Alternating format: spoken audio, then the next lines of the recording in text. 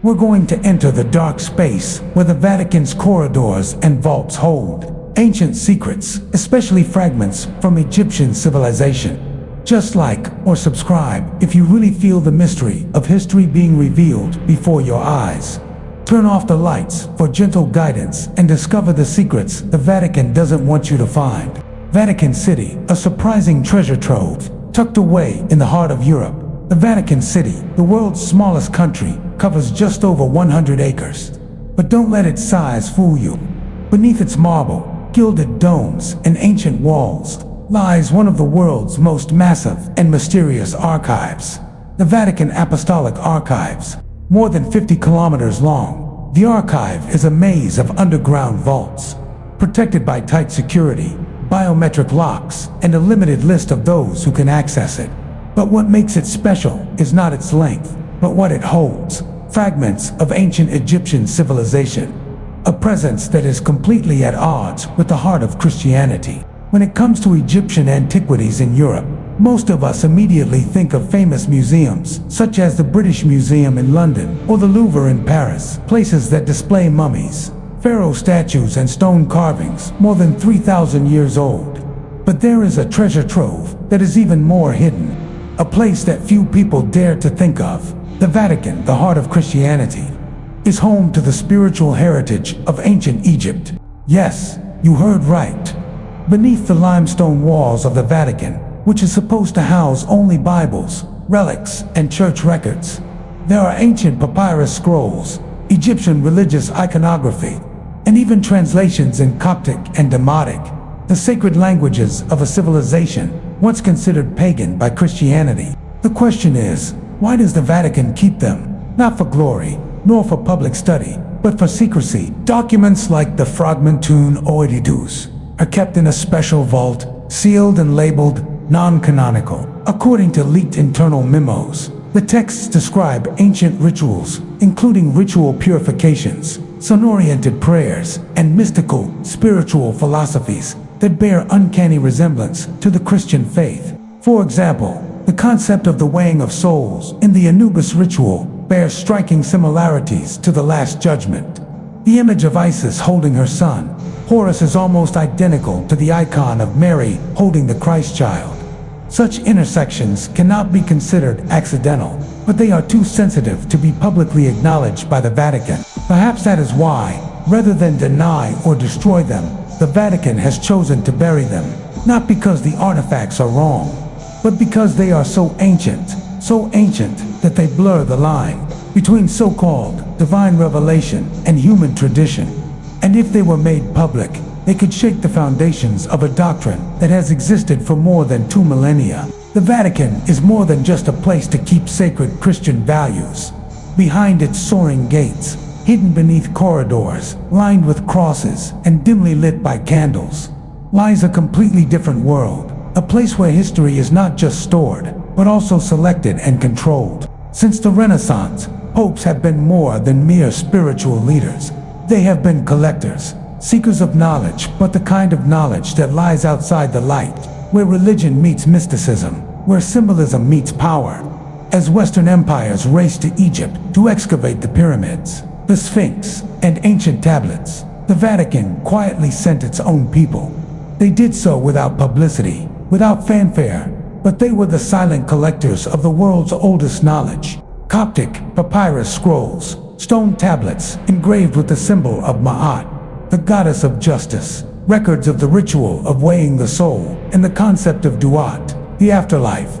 All were secretly purchased, traded, and even sent to Europe by the Vatican through unofficial channels. But the important thing is, they were never displayed. They were not publicly translated. They were not taught. Why? Because they reflect a hard-to-swallow truth that ancient Egypt once had religious concepts, morals, and sacred rituals that were uncannily similar to Christianity, perhaps even precursors or early inspirations. If the public learned that the image of the Virgin Mary holding the child Jesus was eerily similar to Isis holding Horus, or that the concepts of life after death and the light of the soul were depicted in the temples of Rawat, what happened to the current belief system? The Vatican knows the power of symbols, and it also knows the dangers of conflating two worlds that should be diametrically opposed. So it chooses to remain silent. These artifacts are placed in archives with names like Doctrina Extra Canonem, meaning outside doctrines, not considered heretical, but not allowed to become part of the official truth. In that silence, true power is demonstrated, not destruction, but intentional burying.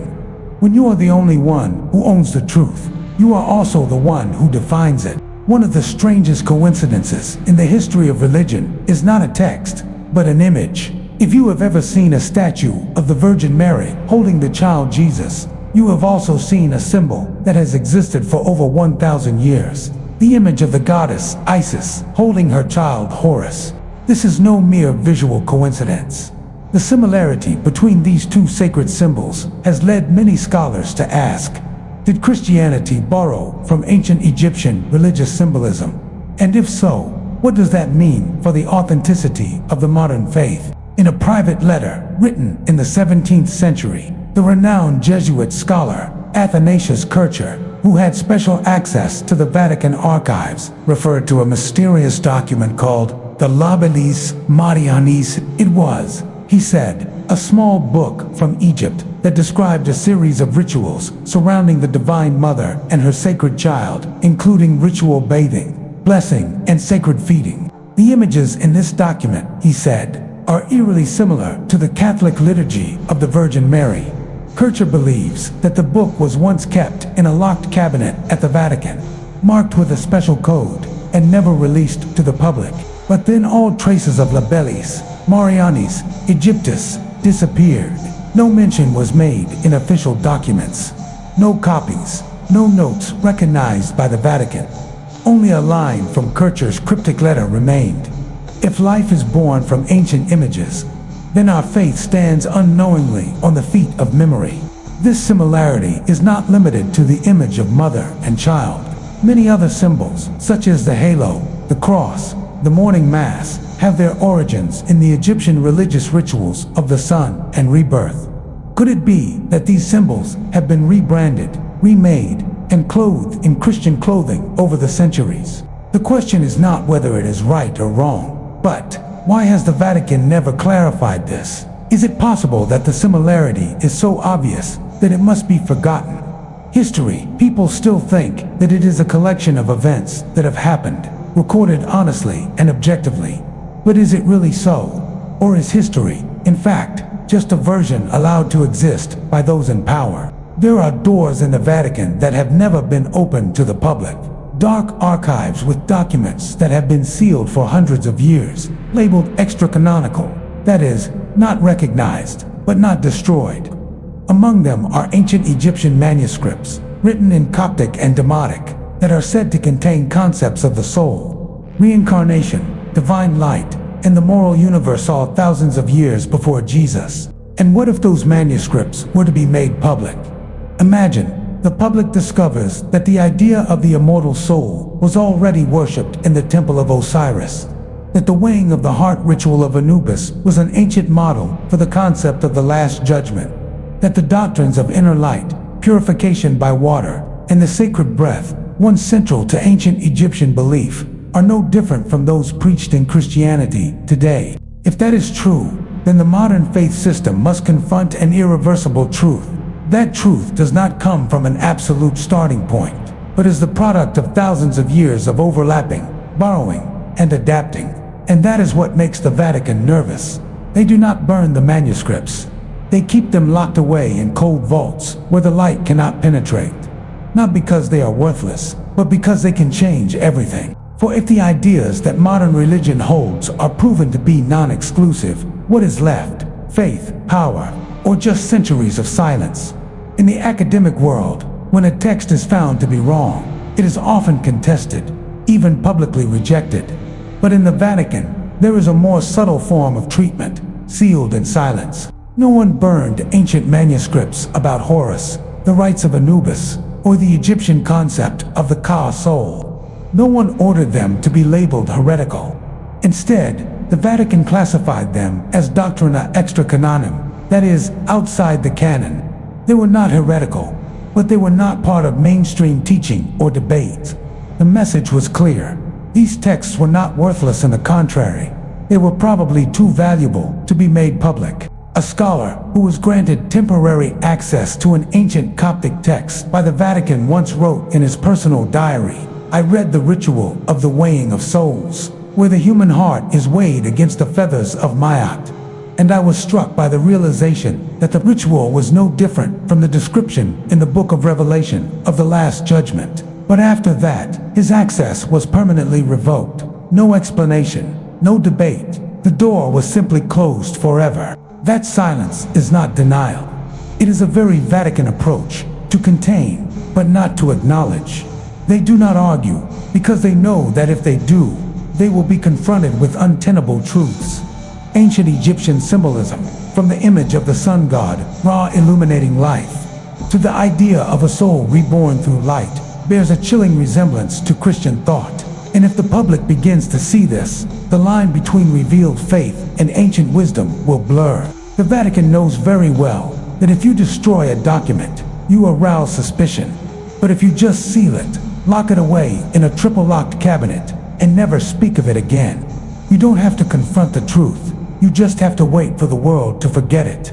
In the heart of the Vatican, the heart of global Catholicism, where millions of believers gather each year to seek salvation, stands the most pagan object imaginable, an ancient Egyptian obelisk. This column is not a replica.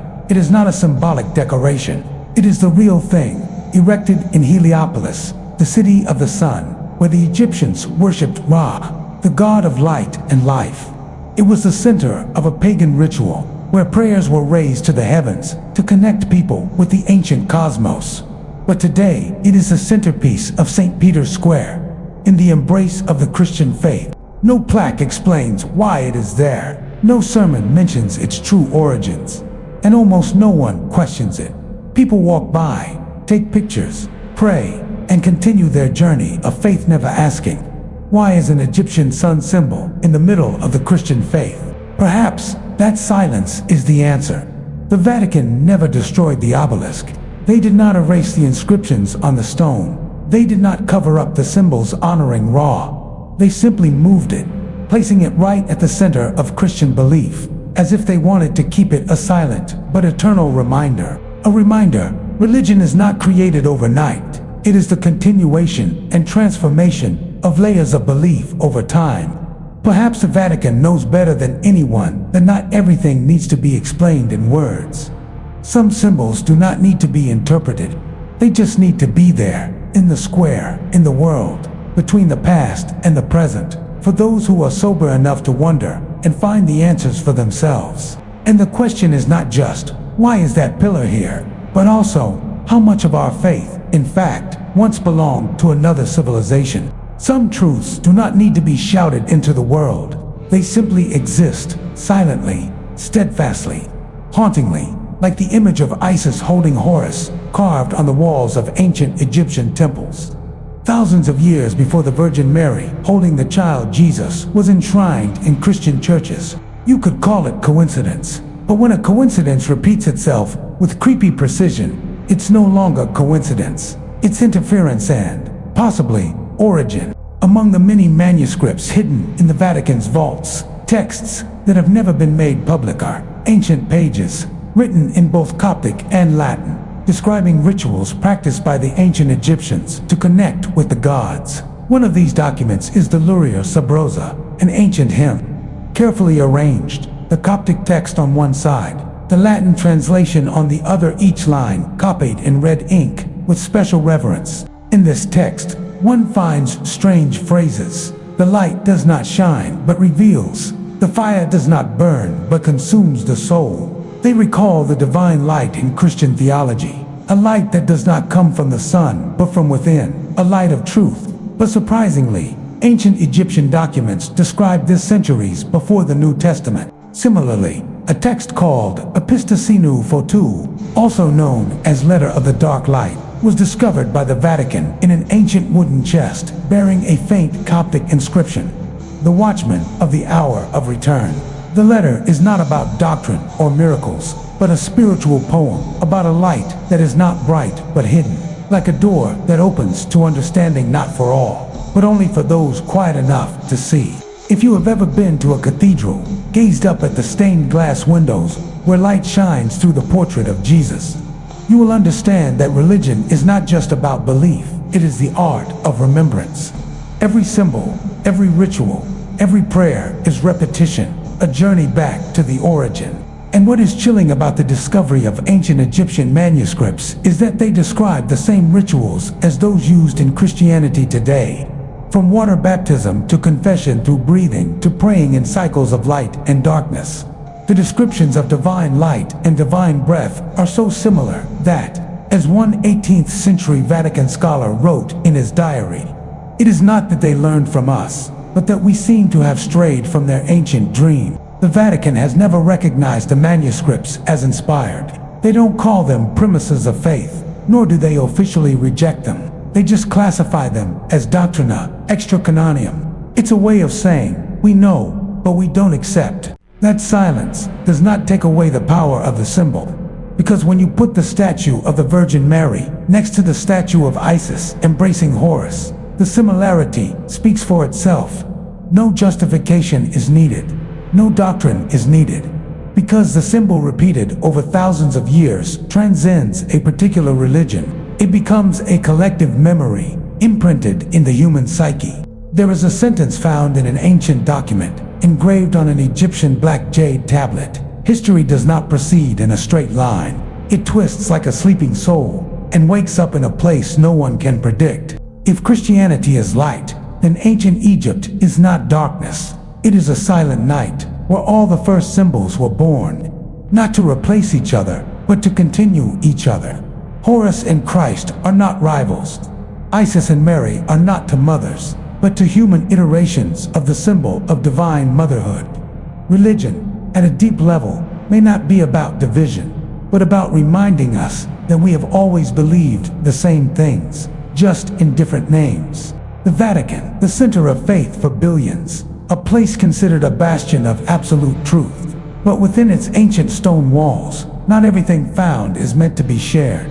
Some is kept, some is locked away, and some perhaps is too real to accept. Since the Middle Ages, the Church has had a very special concept, doctrina extracanonium, doctrina outside the canon. It is where strange, dubious, or very ancient texts are kept, not destroyed, but not recognized either, a kind of quasi-truce. It is as if the Vatican itself is caught in a dilemma between defending the faith and recognizing the pre-faith foundations. The Vatican never made public texts like the Liber Tenebrarum Veritatis, a manuscript that describes the soul's ascension through 7 worlds after death, each guarded by a being that resembles a cross between an angel and an Egyptian god.